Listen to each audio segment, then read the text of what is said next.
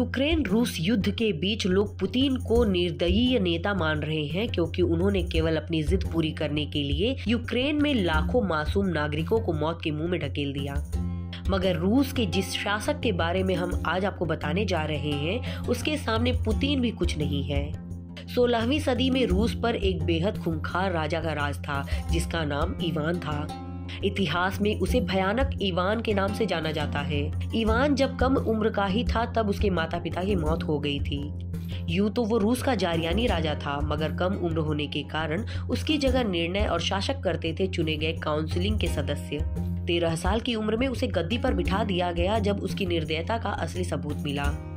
543 में इवान ने एंड्री को बंदी बना लिया, जो उसके नाम से अब तक राज कर रहा था। इसके बाद उसने एंड्री को मौत के घाट उतरवाया और माना जाता है कि उसकी लाश को कुत्तों के हवाले कर दिया था।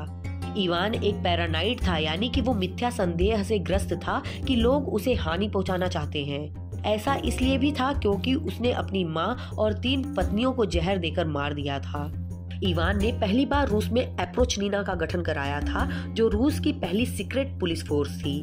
इनके जरिए उसने अपने शासन के अन्य ऊंचे दर्जे के लोगों को प्रताड़ना दी, जिससे उसके खिलाफ कोई भी कभी खड़ा नहीं हो सका।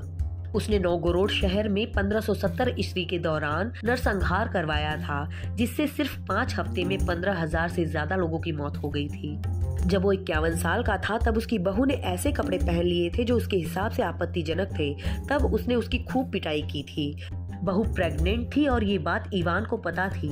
इस मारपीट में बच्चे की मां के पेट में ही मृत्यु हो गई। यही नहीं, जब उसके बड़े बेटे और बहू के पति इवान इवानोविक ने आवाज उठाई तो उसने बेटे के सिर पर इतना जोरदार प्रहार कर दिया कि उसकी जान ही चली गई। 18 मार्च 1584 को उसकी मृत्यु हो गई थी।